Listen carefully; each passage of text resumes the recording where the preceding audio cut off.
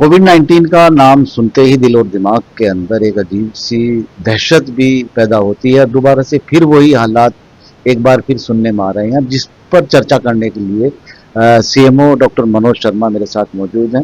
थोड़ी सी जानकारी भी लेंगे क्या कुछ हो रहा है और क्या कुछ एहतियात करनी चाहिए और क्या कुछ इसका ट्रीटमेंट है।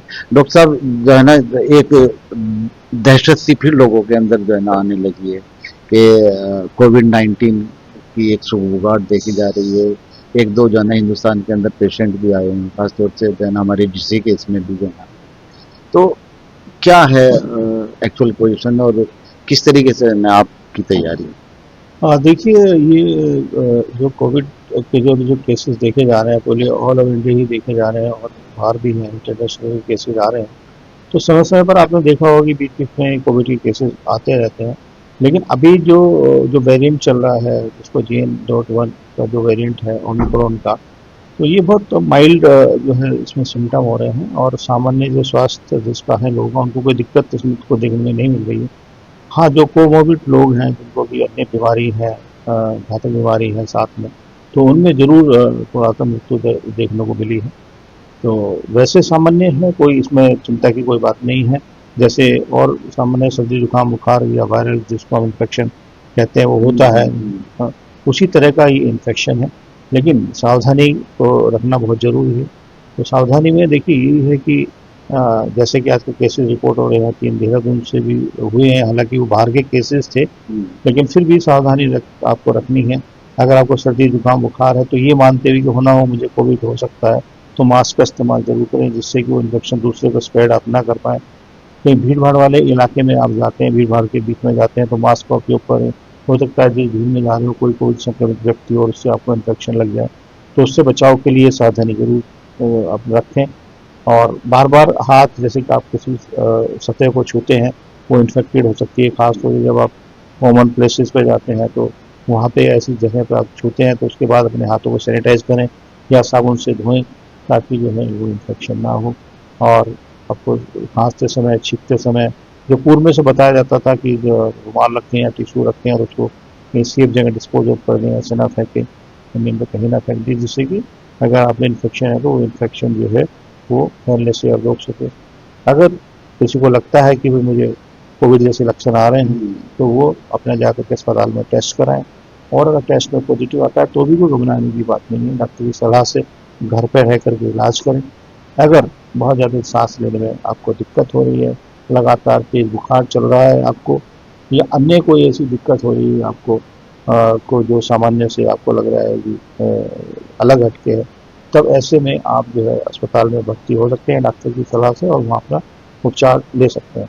लेकिन अभी तक ऐसी कोई स्थिति उसमें नहीं बन रही है कि लोग भर्ती हो रहे हैं। सिर्फ जो कोमोर्बिड लोग हैं, जिनको अन्य घातक बीमारी है, उन्हीं को सिर्फ भर्ती किया जा रहा है, उन्हीं को अस्पताल उपचार दिया जा रहा है। बाकी अन्य लोगों को घर पे रह करके उपचार जो है इसमें दिया जा रहा है। अच्छा, इस बार कोई नया वेरिएंट है ये कि जो बहुत ज़्यादा जो है ना परेशान कर सकता है, या एक नॉर्मल लोग ही समझे कि भाई, क्योंकि आमतौर से देखा गया है कि वायरल फीवर या फिर जो है ना ये एंटी एलर्जिक इन्फेक्शन आमतौर से देखे जाते हैं, लेकिन ये कंफ्यूज भी कभी कभी जो है ना लोग होते हैं और बारी दफ़ा जो है ना डॉक्टर्स भी कंफ्यूज कर देते हैं। हाँ, देखिए कोविड का तो भी हम ऐसा समय देख चुके हैं जिसमें कि काफ़ी लोगों ने सफ़र किया था, काफ़ी लोगों की मृत्यु भी हुई थी। तो लोगों में डेफिनेटली एक भय का तो बना हुआ है।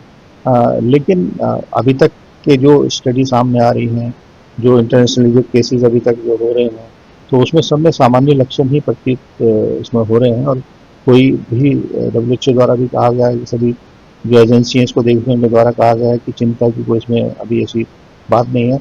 लेकिन आप जानते हैं सावधानी ही हमारा बचाव है, तो सावधानी हमें रखनी है और अपनी तैयारी भी हमें पूरी रखनी है।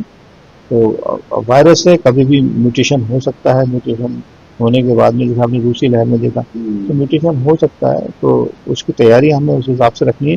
पर अगर आज के वर्तमान में अगर बात करें, तो कोई इसमें चिंता की बात नहीं है। अन्य ये सामान्य वायरल इन्फेक्शन है, उसी तरह से ये भी इन्फेक्शन है, सिर्फ कोविड का नाम सुन करके भयभीत ना हो। अगर आप में कुछ असामान्य लक्षण है या सांस वास लेने में ज़्यादा दिक्कत है, तभी आप जो है डॉक्टर की सलाह लेकर के अपना इलाज कराएं। अपना खाना पीना ठीक रखें, बराबर 7-8 घंटे की नींद लें, ताज़ा खाना खाएं, और भरपूर आराम करें, यही इसमें जो है आम इलाज। डॉक्टर साहब, जिन बहुत से ऐसे भी उम्र के पड़ाव के लोग हैं जिनकी ज़्यादा उम्र हो गई है, कुछ बच्चे हैं, कुछ एडल्ट हैं, कई बार देखा गया है कि बॉडी के अंदर रेजिस्टेंस पावर की कमी होने की वजह से, तो क्या ये इफेक्ट करता है? हाँ, देखिए जो 60 साल से ऊपर के लोग हैं या जो छोटे बच्चे हैं, डेफ़िनेटली उनमें थोड़ा-सा इसकी सीवियरिटी ज़्यादा देखी जाती है।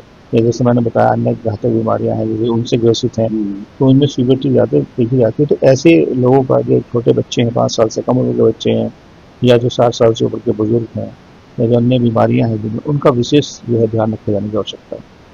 दर्शक ये भी जानना चाहते हैं, क्योंकि आपकी ज़बान से कुछ चीज़ें निकली भी ऐसी हैं कि उनकी समझ में भी आएंगी।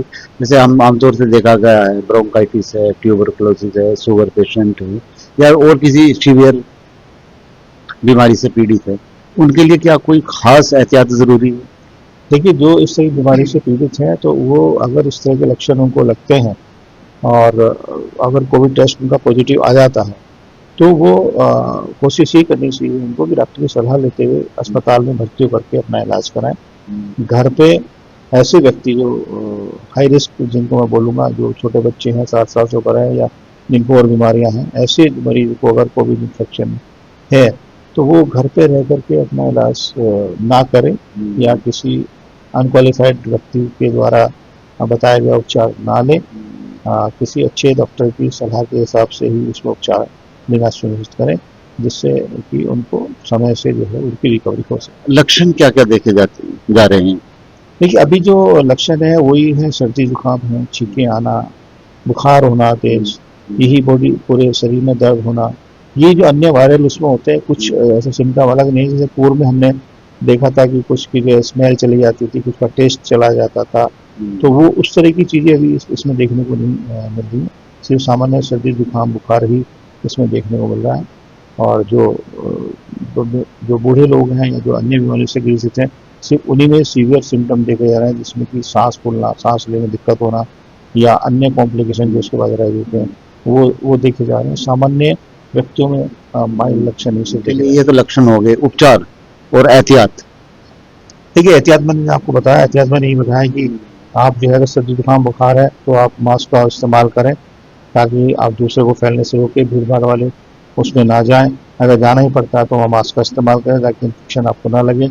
लगातार अपने हाथ साबुन से धोते रहें या सैनिटाइज करते रहें कहीं भी बाहर जाते हैं तो। उसके बाद अगर आपको सर्दी जुकाम बुखार जैसे कोई सिम्टम लगते हैं, तो डॉक्टर की सलाह लेकर के, जो सामान्य, पहले इसमें कोई विशेष उपचार नहीं है, आप पैरासीटामोल की गोली बुखार के लिए ले सकते हैं, मल्टीविटामिन ले सकते हैं अपनी इम्यूनिटी को थोड़ा सा सही करने के लिए, और पानी खूब पीना है, आपको ताज़ा खाना खाना है, भरपूर आपको इसमें नींद लेनी है, यही इसका सामान्य उपचार है।